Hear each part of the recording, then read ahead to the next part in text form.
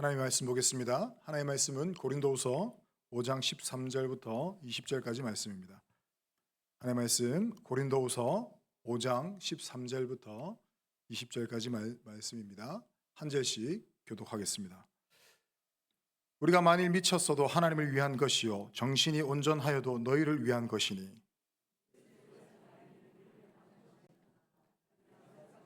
한 사람이 모든 사람을 대신하여 죽었은즉 모든 사람이 죽은 것이라. 그가 모든 사람을 대신하여 죽으심은 살아있는 자들로 하여금 다시는 그들 자신을 위하여 살지 않고 오직 그들을 대신하여 죽었다가 다시 살아난 이를 위하여 살게 하려 함이라. 그러므로 우리가 이제부터는 어떤 사람도 육신을 따라 알지 아니하노라. 비록 우리가 그리스도도 육신을 따라 알았으나 이제부터는 그같이 알지 아니하노라. 그런즉 누구든지 그리스도 안에 있으면 새로운 피조물이라. 이전의 것은 지나갔으니 보라 새 것이 되었도다. 모든 것이 하나님께로서 났으며 그가 그리스도로 말미암아 우리를 자기와 화목하게 하시고 또 우리에게 화목하게 하는 직분을 주셨으니 곧 하나님께서 그리스도 안에 계시사 세상을 자기와 화목하게 하시며 그들의 죄를 그들에게 돌리지 아니하시고 화목하게 하는 말씀을 우리에게 부탁하셨느니라. 그러므로 우리가 그리스도를 대신하여 사신이 되어 하나님이 우리를 통하여 너희를 권면하신 것 같이 그리스도를 대신하여 간청하노니 너희는 하나님과 화목하라. 아멘. 이 시간 감사 겸손 목장을 놓으셔서 찬양으로 하나님께 영광 올려드리겠습니다.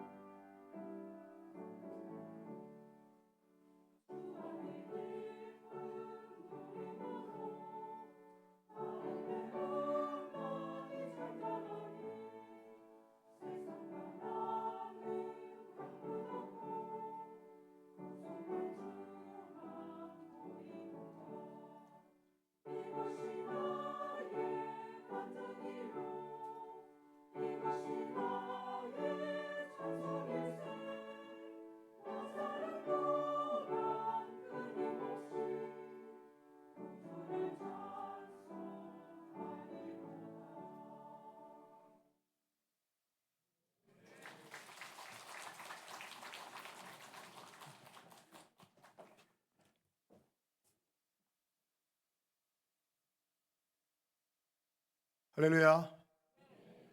오랜만에 한번 할까요? 네. 아름다움이 죄라면 당신은 사형입니다. 우리 옆으로 한번 인사하겠습니다. 이렇게 하면 됩니다. 아름다움이 죄라면 당신은 사형입니다. 네. 무슨 말씀인지 아시겠죠? 죽으란 말이 아니라 정말 아름답다라는 말입니다. 잠이 오고 피곤한 이 오후에 이 자리에 앉아있는 여러분들이 정말 아름답고 귀한 줄로 믿습니다. 하나님께서 더 많은 은혜와 복을 우리 동부 3.1교회 특별히 오후 예배에 참석한 분들에게 먼저 주실 줄로 믿습니다. 사람들 중에는요 어떤 특정한 일에 몰두하는 사람들이 있습니다. 옛날에는 그런 사람들 뭐 무슨 쟁이, 뭐 예수 잘 믿는 사람 뭐라 합니까? 예수쟁이 뭐 이렇게 불렀는데 요즘에는 그걸 이제 그렇게 부르더라고요. 뭐 마니아, 매니아 뭐 이렇게 부릅니다. 그러니까 우리는 이렇게 한 가지 일에 몰두하는 사람을 이렇게 매니아라 부르는데 그걸 또 다른 말로 또 이렇게 부릅니다. 뭐뭐에 미친 사람 뭐 이렇게 부르기도 합니다. 그러고 보면 세상에는요 참 미친 사람이 참 많습니다. 게임에 미친 사람, 뭐 도박에 미친 사람, 술에 미친 사람, 뭐 잘 보이진 않지만 공부에 간혹 미친 사람도 있고요. 또 운동에 미친 사람도 있습니다. 저희 집에도 한 명 있는 것 같은데 어떤 한 가지에 이렇게 몰두하는 사람들이 있습니다. 아마 지금 여러분에게 제게 질문을 한다면 현재 여러분이 몰두하고 있는 무언가가 분명히 있을 겁니다. 여러분이 가장 좋아하고 가장 즐기는 이것만 말하면 뭐 자다가도 벌떡 일어나는 그런 것들이 아마 있을 겁니다. 지금 여러분이 빠져 있는 것 혹시 무엇입니까? 지금 여러분이 관심 가지고 있고 여러분이 미치도록 좋아하는 그런 것은 어떤 겁니까? 오늘 본문에서 사도 바울은요 자기 스스로가 미쳤다라고 밝힙니다. 보통 사람들 같았으면 옆에 있는 다른 사람들에게 자신을 향해서 뭐 미쳤다라고 이야기를 하는데 다른 사람이 이렇게 이야기하는데 사도 바울은 자기 스스로가 미쳤다라고 이야기를 했다라는 겁니다. 그것도 그냥 미친 것이 아니라 누구를 위해서 미쳤다고요? 하나님을 위해서 미쳤다라고 고백합니다. 그의 고백대로 바울은요 하나님에게 미친 사람이었습니다. 오늘 본문 13절을 보면 이렇게 기록합니다. 우리가 만일 미쳤어도 하나님을 위한 것이요 정신이 온전하여도 너희를 위한 것이니 이렇게 기록합니다. 그런데 사실 바울은요 다른 사람들의 눈에도 미친 사람들처럼 보였습니다. 당시 바울은 가는 곳마다 십자가에서 죽으신 예수님께서 3일 만에 부활하셨다라고 복음을 전하고 다녔습니다. 그러니까 대제사장과 유대인들이 이 뭐 허위 사실 유포한다고 하면서 바울을 고소하고 감옥에 막 쳐넣고 또 이 바울은 사형을 당해야 된다면서 사형을 막 요구하고 그랬습니다. 이때 베스도 총독이라는 사람이 바울을 신문하게 되죠. 사도행전 26장 24절 25절에 이렇게 기록합니다. 바울이 이같이 변명하며 베스도가 크게 소리내어 이르되 바울아 내가 미쳤도다 네 많은 학문이 너를 미치게 한다 하니 바울이 이르되 베스도가 가여 내가 미친 것이 아니요 참되고 온전한 말을 하나이다 이렇게 말합니다. 여러분 사람들에게 있어서 이 사도 바울은 어쩌면 미친 사람으로 보였을지도 모르겠습니다. 복음 전파를 위해서 수없이 많은 매를 맞았고 또 죽을 고생을 하면서도 끊임없이 계속해서 자신의 목숨을 내어놓고 복음을 위해서 헌신하고 다녔다라는 겁니다. 그런 바울을 보면서 이 베스도 총독은 이건 제정신이 가진 사람이 한 행위가 아니다라고 생각을 했다는 거죠. 그래서 사도 바울에게 네가 미쳤도다라고 이야기를 하고 있습니다. 여러분 사도 바울의 이런 모습을 보면서 예수님의 제자된 우리는 좀 부끄러운 생각이 들 수 있습니다. 머리로는 우리도 이 사도 바울처럼 살아야 하는 것을 알지만 우리의 일상은 사실 사도 바울과는 너무나도 동떨어져 있기 때문에 그렇습니다. 여러분 우리는 하루하루 살아가기가 너무나 벅찹니다. 너무 바쁘고 너무 고단합니다. 우리 어머님들, 우리 주부들은 집안일로 인해서 세탁기에 안에 한쪽에 빨래가 막 쌓여 있습니다. 너무 쌓여 있어가지고 또 말려가지고 옆에 쌓아놨는데 양말 찾기가 어렵습니다. 요즘 모르겠습니다. 세탁기 양말을 먹는 것 같아요. 그래서 보면 없어요 하나가. 설거지는 해도 끝이 없습니다. 그릇이 어디서 그렇게 많이 나오는지 했는데 또 나옵니다. 좀 쉬고 싶은데 우리 자녀들은 계속해서 뭘 요구하죠. 여러분 직장에서도 마찬가지입니다. 받는 월급은 그대로인데 회사는 더 많은 일을 요구합니다. 우리 사업하시는 분들은 사업이 잘 되지도 않고 직원들은 내 마음 내 뜻대로 되지도 않고 그것 때문에 막 스트레스 받습니다. 그래서 어떻게 보면 더 기도하기가 힘들고 더 말씀 읽기가 쉽지 않은 그런 시대처럼 우리가 생각하고 산다는 겁니다. 우리의 이러한 고난하고 힘든 삶이 예수님께로 가까이 가도록 내버려 두지 않는다라는 거죠. 그렇기 때문에 사도 바울이 예수님께 미쳐 있었다는 것이 어떻게 보면 좀 나와는 상관이 없는 그런 본문처럼 그런 이야기처럼 느껴진다라는 겁니다. 그런데 정말 우리가 일이 많아서 우리의 환경이 어려워서 예수님께 미치는 것이 어려울까요? 정말 누군가가 내가 해야 할 모든 일을 다 해준다면 정말 내가 예수님께 한번 미쳐보겠습니다. 이렇게 고백할 수 있겠냐라는 겁니다. 정말 우리 가정과 직장, 사업 속에 벌어지는 일들이 내가 예수님께 집중하고 예수님께 미치는 데에 방해가 되느냐라는 겁니다.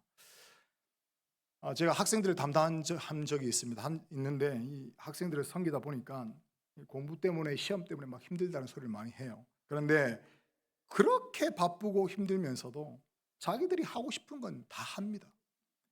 스마트폰 보고요, 만화도 보고 유튜브 보고 재밌는 영상 뭐 이렇게 보고요.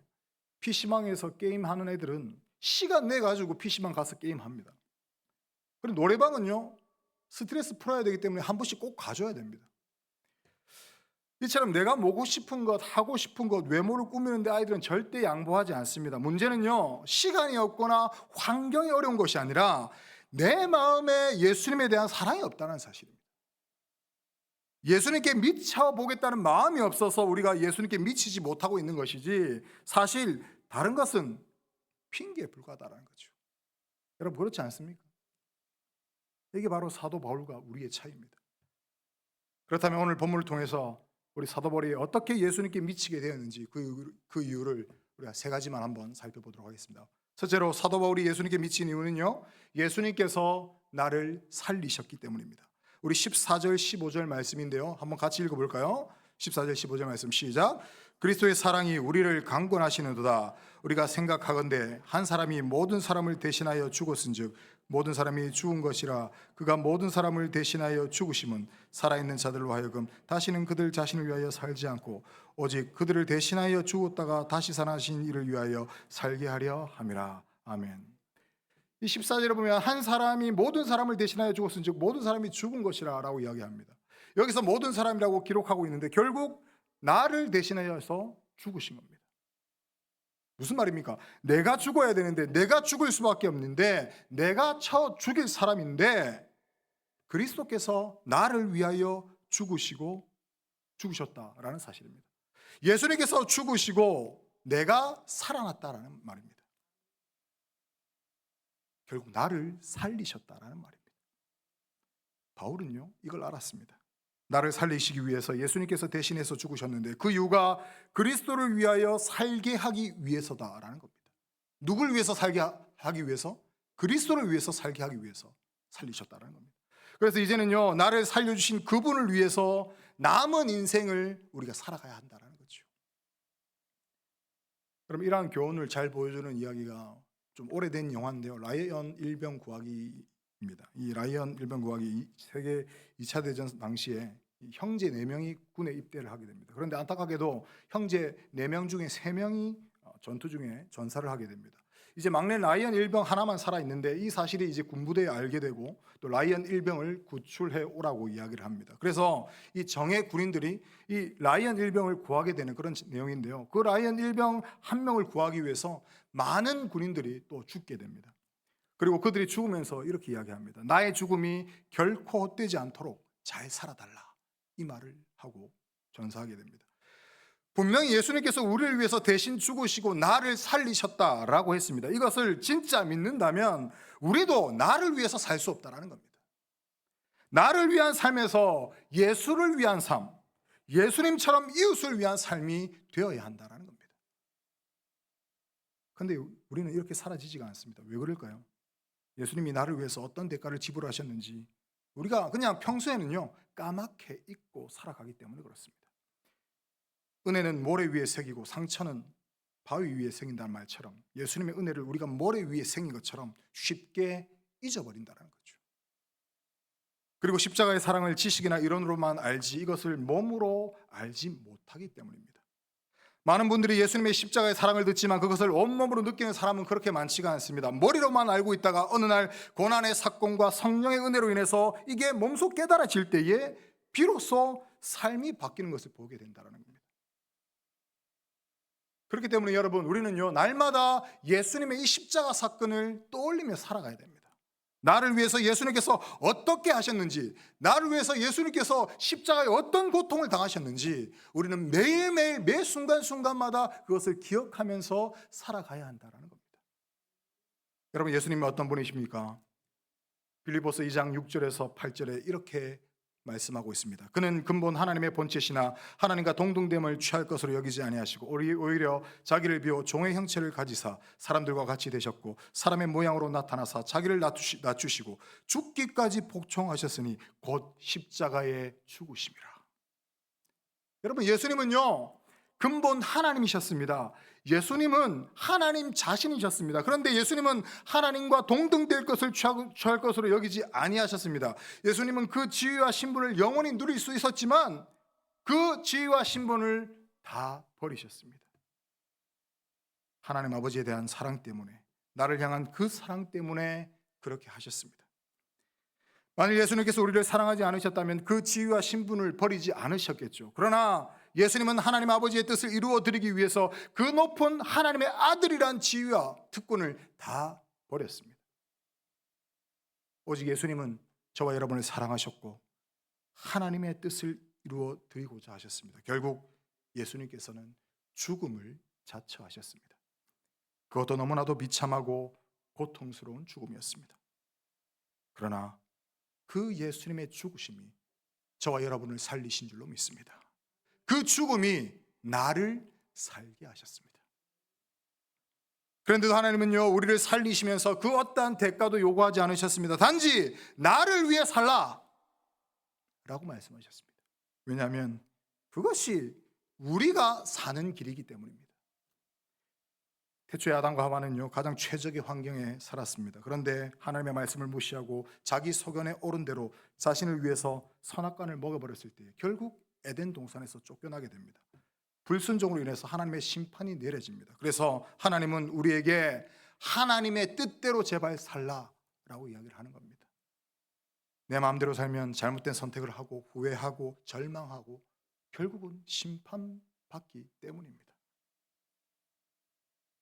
예수님께서 저와 여러분을 살리신 줄로 믿습니다. 이제 우리는 나 자신을 위해서 살지 않고 예수님을 위해서 살아가야 할 줄로 믿습니다. 그것이 나를 살리신 예수님의 뜻입니다. 이 사실을 안다면 우리가 이제 누구에게 빠져야 하고 누구에게 미쳐야 하는지 잘 아실 겁니다. 비록 바로 나를 살리신 예수 그리스도에게 미쳐야 할 줄로 믿습니다. 두 번째로 사도 바울이 예수님께 미친 이유는요 나를 바꾸셨기 때문입니다. 우리 16절에서 17절 말씀인데요 한번 같이 읽겠습니다. 시작. 그러므로 우리가 이제부터는 어떤 사람도 육신을 따라 알지 아니하노라. 비록 우리가 그리스도도 육신을 따라 알았으나 이제부터는 그같이 알지 아니하노라. 그런즉 누구든지 그리스도 안에 있으면 새로운 피조물이라. 이전 것은 지나갔으니 보라 새 것이 되었도다. 아멘.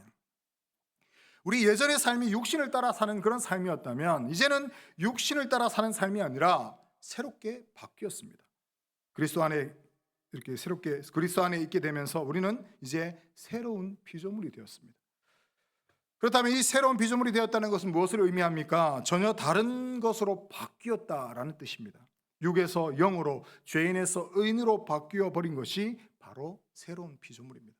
이제 그 새로운 피조물이 된 우리 안에는요 엄청난 일이 일어납니다. 그것은 우리 옛 사람이 죽고 하나님의 능력이 새롭게 우리가 안에 공급됩니다. 그래서 로마서 6장 6절에서 7절에 이렇게 말씀합니다. 우리가 알거니와 우리의 옛 사람이 예수와 함께 십자가에 못 박힌 것은 죄의 몸이 죽어 다시는 우리가 죄의 종노릇 하지 아니하려 함이니 이는 죽은 자가 죄에서 벗어나 의롭다 하심을 얻었습니다. 우리는요 예수님을 믿기 전에는 옛 사람이 죄의 몸을 통해서 죄에게 종노릇하게 하고 있었습니다. 하나님을 대적하는 그런 사람이었습니다. 우리의 몸은 죄를 짓는 데 길들여져 있었고 또 그런 것에 훈련되어 있었습니다. 결국 이전에 우리가 살았던 것은 죄에게 종노릇하던 그런 삶이었습니다. 우리의 혈기와 정욕으로 하나님의 뜻을 거스르는 그런 삶을 살았다는 거죠. 하지만 이제는 예수님의 믿음으로 우리의 옛 사람이 죽고 새로운 피조물이 되었습니다. 새 것이 되었다는 거죠. 전혀 다른 존재가 되었습니다. 하나님을 대적하고 정욕에 따라 살았던 이 옛 사람이 예수님께서 십자가에 죽으심과 같이 그 옛 사람도 함께 죽었다라는 겁니다. 이제 과거의 내가 없어져 버렸습니다. 물론 이 옛 사람은 틈만 나면 다시 살아나려고 합니다. 그러나 절대 완전히 살아날 수는 없습니다. 왜냐하면 하나님의 말할 수 없는 은혜와 복들이 끊임없이 나에게 공급되기 때문에 그렇습니다. 우리는요, 하나님께 기도할 수 있고 하나님은 우리에게 찾아와서 말씀하시기에 옛사람이 우리를 다시 지배하지 못합니다. 여러분이 생각하기에 그렇죠. 예수님 믿기 전과 지금이 뭐 그렇게 바뀐 것이 없는 것처럼 그렇게 생각을 할 수 있습니다. 하지만 예수님은 우리를 엄청나게 변화시키셨습니다. 한평생 우리를 지배하던 운명의 사슬을 끊고 새로운 인생을 살게 하셨다라는 겁니다. 예수를 믿기 전에는 늘 마음속에 마귀의 저주가 누르는 것 같았습니다. 하지만 예수님께서 나를 사랑하셔서 십자가에서 죽으셨다는 그 사실은 단단하게 얼었던 내 마음을 녹게 하고 따뜻한 봄바람이 불어오게 했다라는 그 사실입니다. 바뀌지 않은 것 같지만 우리의 삶은 이미 바뀐 줄로 믿습니다. 그렇다면 우리가 사도 바울처럼 그렇게 미치도록 주를 따르기 위해서는 어떻게 해야 되겠습니까? 힘들겠지만 날마다 주님을 알아가는데 우선순위를 둬야 됩니다. 여러분, 우리가 어제의 은혜로 오늘을 살아갈 수 없습니다. 지난 주일에 우리가 은혜 받았다고 한 주간 내내 승리하는 것이 아닙니다. 우리는 날마다 은혜를 받아야 됩니다. 매일매일 하나님 앞에 나가야 됩니다. 나의 힘으로 나의 능력으로 주님을 따를 수 없기 때문에 매일 주님 앞에 나가는 그런 삶을 저와 여러분이 살아야 할 줄로 믿습니다. 그래서 바울 서신은요, 서신서에 보면 바울은 날마다 자기를 위해서 기도해달라고 이렇게 막 요청을 합니다. 우리가 생각할 때는요, 이 바울은요 아주 완벽한 사람이다, 신실한 사람입니다. 그런데 바울은 자신의 약함을 알았다라는 거예요. 스스로 선줄 아는 자는 넘어질까 조심하라라고 말합니다. 날마다 주님과 생생한 만남을 경험하지 않으면 그가 아무리 사도 바울이라 할지라도 넘어질 수밖에 없다는 사실을 그가 알았다는 거죠. 여러분, 날마다 하나님의 은혜를 경험하지 않으면 지난날 받았던 하나님의 은혜가 그냥 과거의 사건이 되어버리고 만다라는 겁니다. 그러나 여러분, 날마다 하나님과 이렇게 생생한 만남을 경험하는 사람은요 다릅니다. 매일매일 하나님을 경험하는 사람은요 2000년 전 십자가의 사건이 오늘날 지금 막 일어난 것처럼 생생하게 느껴진다는 겁니다. 나 같은 죄인을 살리시기 위해서 죽으신 그 은혜가 실감난다는 겁니다. 그렇기에 그런 사람은요 주를 위해 사는 것이 결코 아깝지 않습니다. 주를 위해 미치는 것이 힘들지가 않다라는 겁니다. 우리가 바울처럼 나를 위해 살지 않고 주를 위해 살아가게 하기 위해서는 이처럼 날마다 나를 새롭게 바꾸어 주신 하나님의 은혜를 기억하며 살아가야 합니다. 이 은혜를 알기 위해서는 말씀과 기도를 통해서 날마다 하나님의 은혜를 우리가 공급받아야 됩니다. 동시에 이 받은 바 은혜를 계속해서 다른 사람에게 혼자 가지고 있는 것이 아니라 우리의 이웃에게 흘려 보내야 합니다. 그렇게 할 때에 십자가의 은혜가 매일매일 세례와지는 줄로 믿습니다. 누군가를 섬겨보지 않고서는 예수님의 십자가의 섬김이 얼마나 위대한가를 알지 못합니다. 책을 본다고 세미나를 한다고 이 십자가의 섬김을 우리가 알 수 없습니다. 몸소 섬겨봐야 됩니다. 저 같은 목사도 마찬가지입니다. 아무리 설교를 하고 아무리 강단에서 외쳐봤자 제가 그렇게 살지 않는다면 그건 아무 소용이 없습니다. 목자가 아니면서 어떻게 감히 목자의 섬김을 우리가 안다고 말하겠습니까? 목자가 되어보고 또 실제로 목원의 마음을 살펴보고 기도하고 섬겨봐야 또 목자의 마음, 또 목원의 마음을 알 수가 있습니다. 저도 목자로 한번 섬겨온 적이 있는데요. 이 섬김만 받다가 이 섬김을 하려고 하니까 좀 쉽지가 않았습니다. 아니 막 스스로 또 잘 섬기고 있다고 교만하게 생각을 했었는지도 모르겠습니다. 그래서 목자를 섬기면서 이 목원들에게 항상 미안하고 고마웠습니다. 때로는 목원들이 일이 잘 풀리지 않아가지고 사고를 당하거나 여러 가지 힘든 일들이 생기면 저도 모르게 가슴 아프고 눈물이 났습니다. 그리고 또 제가 섬기는 것이 너무 모자라고 부족해가지고 한 번씩은 목원들이 내가 아니라 다른 목자를 만났으면 더 좋았겠다라는 그런 생각들도 종종 하고도 했습니다.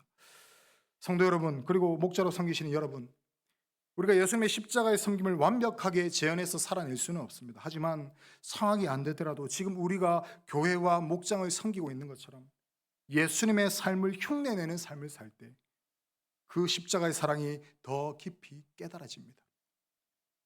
조금 힘이 드시더라도 힘을 내시기 바랍니다. 그리고 그렇게 섬길 때에 더욱더 주님을 따르게 되고 더욱더 변화되고 성숙한 삶을 살게 될 줄로 믿습니다.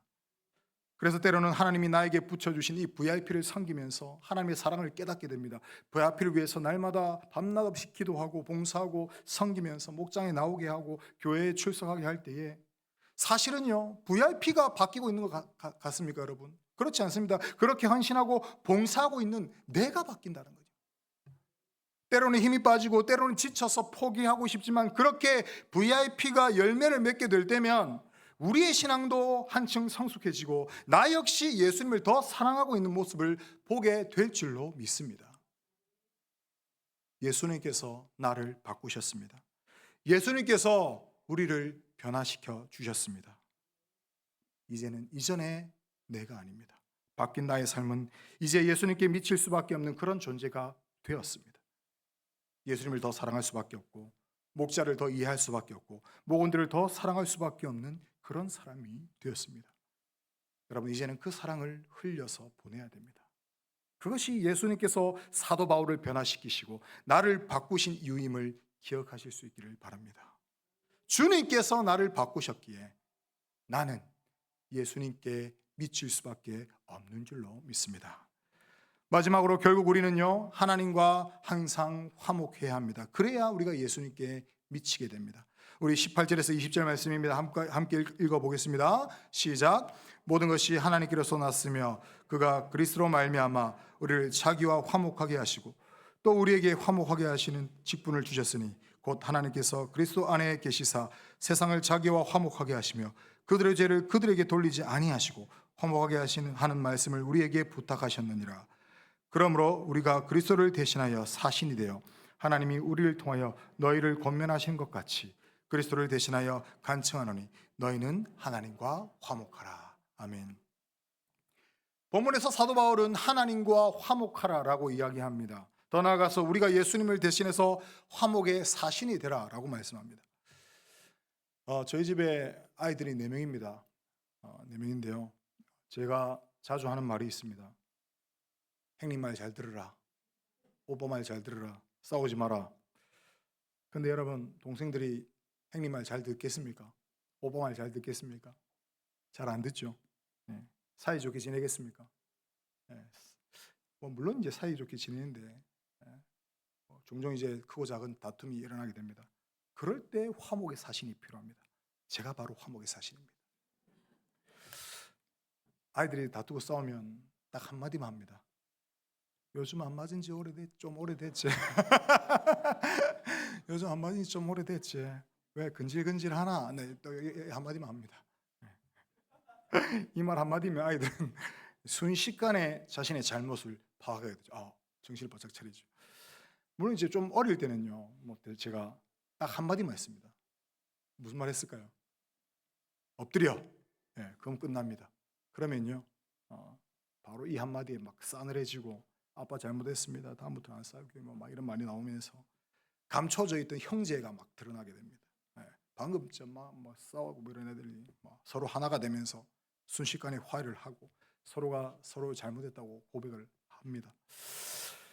화목의 사신인 제가 등장하면 모든 상황이 정리되게 되는 것을 보게 됩니다. 이처럼 가까운 형제지간에도 이 화목하기가 쉽지 않습니다. 화목의 사신이 필요합니다. 여러분, 세상에서 가장 적대적인 관계에 있는 나라가 있다면 바로 우리나라와 북한의 관계겠죠. 60년이 넘도록 휴전 상태에 있지만 언제나 전쟁이 털릴지 모르는 그런 위험을 늘 안고 살아갑니다. 그러나 성경은 이런 남북한의 문제보다 더 심각하고 적대적인 관계가 있다라고 말씀합니다. 그것은 바로 하나님과 인간의 관계입니다. 우리는 하나님을 알지도 못했고 하나님을 싫어했습니다. 세상에 사는 모든 인간은 하나님에 대해서 적대적이었습니다. 그런데 하나님께서는 이렇게 적대적인 관계에 있는 인간과 화해시킬 수 있는 길을 마련해 주셨다는 겁니다. 그것은 바로 독생자 예수 그리스도를 이 땅 가운데 보내셔서 십자가에 죽게 하신 사건입니다. 하나님께서는 십자가에 못 박히신 예수님께서 나의 죄, 우리의 죄를 대신해서 죽으셨다는 것을 인정하기만 하면 무조건 모든 죄를 용서하시기로 작정하셨습니다. 하나님께서 인간에게 요구하시는 것은 오직 한 가지, 예수님이 하나님의 아들이시면 내 죄를 대신해서 죽으셨다는 사실을 믿는 겁니다. 그걸 인정하는 겁니다.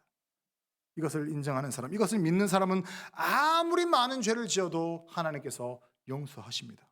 이것이 바로 하나님과의 화목입니다. 그런데 가장 큰 문제는요, 인간이 교만하다라는 사실입니다. 하나님을 인정하지 않습니다. 세상의 물질적 풍요만 누리려고 하지 하나님의 능력과 성품은 받지도 못할 뿐더러 그런 것 받고 싶어 하지도 않습니다. 그런데 우리가 예수님을 믿을 때에 화목을 누리게 됩니다. 화목을 누릴 뿐만 아니라 화목의 사신이 된다는 겁니다. 예수님께 미쳐서 예수님을 전하지 않고서는 견딜 수 없는 그런 사람이 된다라는 겁니다. 우리는 이 화목을 전해야 됩니다. 믿지 않는 자들에게는 물론이고 믿는 자들 역시 이 화목, 하나님과의 화목을 늘 생각하면서 살아가야 합니다. 그러기 위해서는 내가 예수님께 미쳐야 됩니다. 사도 바울이 예수님께 미친 이유도 바로 이런 이유입니다. 사랑하는 성도 여러분, 인생을 제대로 살기 원한다면 남을 위해 사는 사람이 인생을 제대로 사는 사람입니다. 그리고 그런 사람이 성숙한 사람입니다. 무엇을 하여도 나에게 유익이 되는 것보다 모두의 유익을 생각하며 더 큰 유익을 가져오기 위하여 자기를 내려놓는 겸손한 사람, 절제의 사람, 인내의 사람으로 사는 것이 제대로 된 인생을 사는 사람입니다.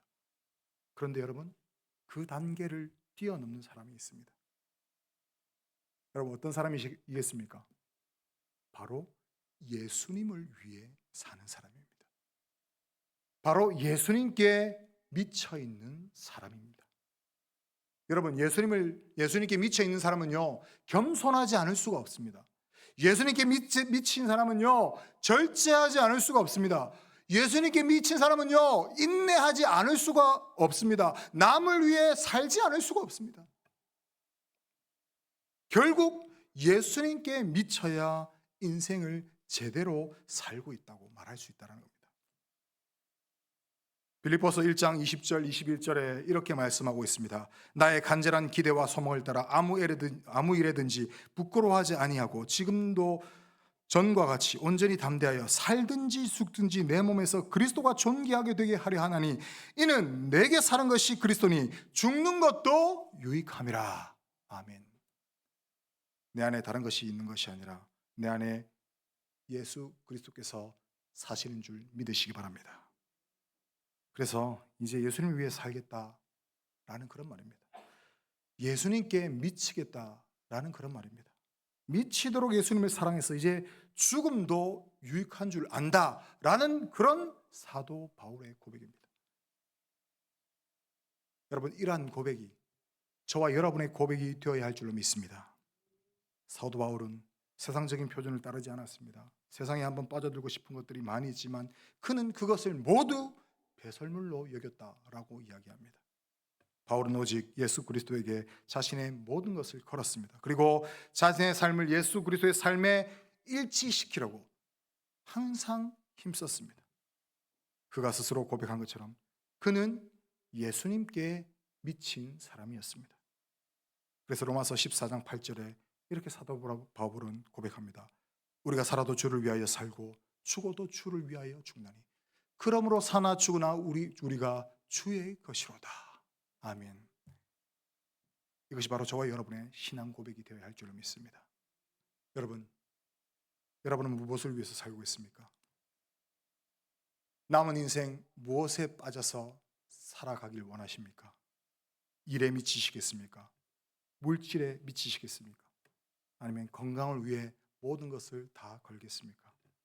이 시간 내가 앞으로 무엇을 위해 살 것인지 스스로 한번 결단해 보시기 바랍니다. 그리고 어디에 미쳐서 살아갈 것인지 여러분 확정 지으시기 바랍니다. 우리는 그리스도의 죽음에 동참한 사람들입니다. 그리스도의 죽음에 동참한 사람은 그리스도의 부활에도 동참해야 합니다. 예수님에게 미치지 않고서는 우리가 살 수 없습니다. 여러분, 다시 한번 부탁드립니다. 예수님에게 미치시기 바랍니다. 말씀 맺겠습니다. 우리는 그리스도의 사랑에 사로잡혀 사는 사람들입니다. 예수님은 죄로 죽어가던 우리를 살리시기 위해서 십자가로 직접 나가셨습니다.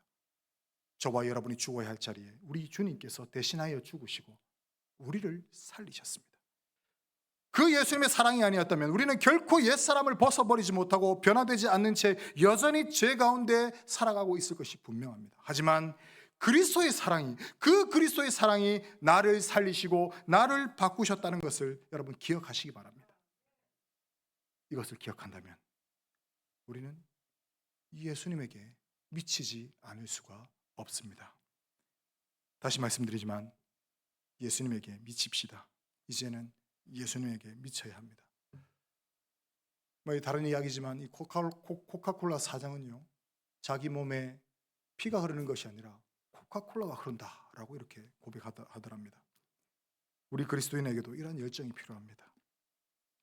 우리 그리스도인 몸에 피가 아니라 바로 예수 그리스도가 흘러야 될 줄로 믿습니다. 머리의 끝에서 발끝까지 온통 예수님이 흐르는 저와 여러분이 됐으면 좋겠습니다. 지금 세상 사람들이 관심을 가지고 몰두하고 있는 가치관은요, 그런 유행들은요, 우리가 따라야 할 유행들이 아닙니다. 우리가 따라야 할 가치관이 아닙니다. 우리는 예수님께 빠져야 합니다. 여러분, 예수님께 한번 미쳐봅시다. 아무도 아무 일 안 하시네요. 예수님께 미친 사람 3명만 있으면 어떻게 된다 그랬습니까? 교회가 부흥한다 그랬습니다. 여기 있는 분들 다 미쳐버리면 그냥 이제 교회 새로 지어야 됩니다. 우리 동부3.1교회 모든 성도님들이 예수님께 미칠 수 있기를 바랍니다. 그렇게 우리가 예수님께 미칠 때에 가정이 살게 될 줄로 믿습니다. 내가 예수님께 미칠 때에 교회가 부흥하고 목장이 부흥하고 이 민족이 다시 살아나게 될 줄로 믿습니다. 내가 예수님 때문에 내가 미쳤다는 말을 듣고 그렇게 예수님 때문에 미쳐서 살아가는 저와 우리 동부3.1교회 모든 성도님이 되실 수 있기를 주님의 이름으로 축원합니다. 우리 말씀을 생각하면서 한번 기도했으면 좋겠습니다. 말씀을 생각하면서 기도할 때 딱 한 가지 기도 제목으로 한번 기도하겠습니다. 하나님, 내가 이제는 예수님께 미치겠습니다. 내가 그동안 관심 가지고 있었고 내가 그동안 바라보고 있었고 내가 관심 기울이고 있었던 모든 것들 다 내려놓게 하게 하시고 이제는 주님, 내가 주님께 미치겠습니다. 내가 주님만 바라보며 살겠습니다. 내가 주님께 미치겠습니다. 그렇게 할 때 내 가정과 내 교회가 내 목장이 부흥하고 이 나라와 이 민족이 변하게 될 줄을 믿습니다. 그러한 고백으로 우리 주여 역사하여 주옵소서 한번 부르짖고 동서로 한번 기도하겠습니다. 주여 역사하여 주시옵소서. 자비하신 하나님 아버지 은혜를 감사합니다. 우리가 하나님의 주님께 미치기를 원합니다. 주님을 바라보기를 원하고 주님을 의지하기 원하고 오직 나를 위해서 죽으시고 부활하신 예수 그리스도를 의지하여 주를 위해 살기 원합니다. 주여 우리를 붙들어 주시옵소서. 주여 우리 가운데 함께해 주시고 주님을 붙들며 살아가는 우리의 삶이 될 수 있도록 주여 역사하여 주시옵소서. 하나님 아버지 우리 가운데 함께해 주시기 소원합니다. 주여 우리가 주님이 사도 바울처럼 주님께 미쳐 살아가게 하여 주시고 그 미친 삶을 통해서 우리 교회와 우리 가정이 우리 목장이 부활의 역사들이 일어날 수 있도록 주여 역사하여 주시옵소서. 하나님 아버지 그리하여서 하나님 아버지 우리의 삶이 온전히 주를 위한 삶이 될 수 있도록 도와주시고 사나 죽으나 오직 주를 위해 살아가는 우리의 삶이 될 수 있도록 주여 역사하여 주시옵소서. 우리를 붙들어 주시고 우리 가운데 함께하여 주시옵소서. 주여 역사하여 주시옵소서.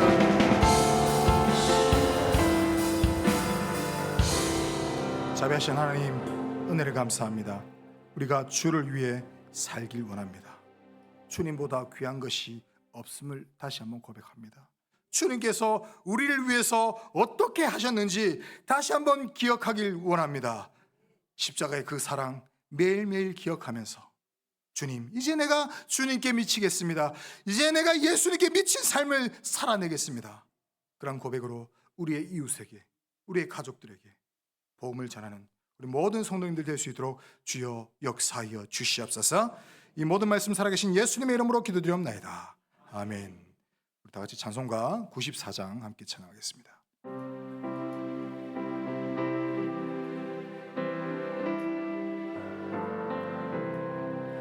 주 예수보다 더 귀한 것은 없네. 이 세상 무기와 바꿀 수 없네. 영 죽은 내 대신 돌아가신 그 놀라운 사랑 잊지 못해. 세상 즐거움 다 버리고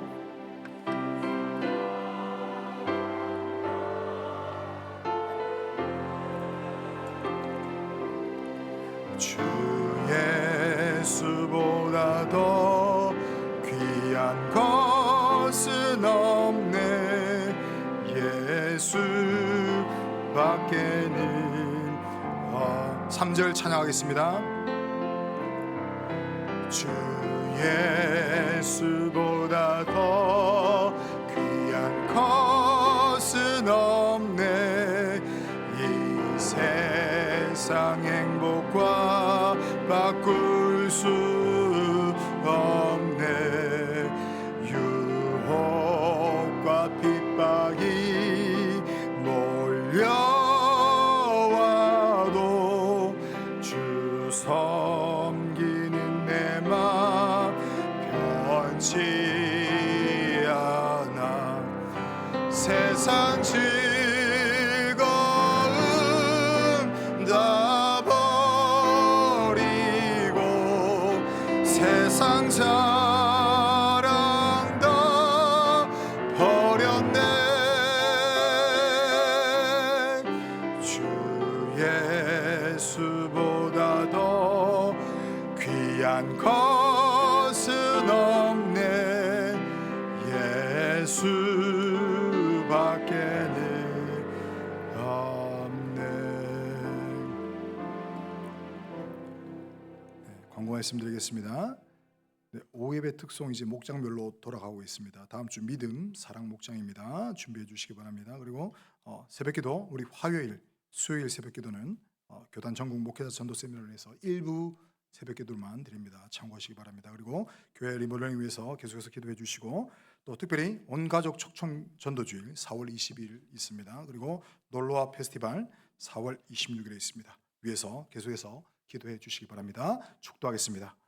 이제는 우리 주 예수 그리스도의 은혜와 하나님의 크신 사랑과 성령님의 교통하심이 오늘 내가 예수님께 미치겠습니다 라고 고백하는 모든 성도님들 위해, 그들의 가정 위해, 그들의 자녀들 위해, 그들의 생업의 터전 위해 지금으로부터 영원 무궁토록 함께 있을지어다. 아멘.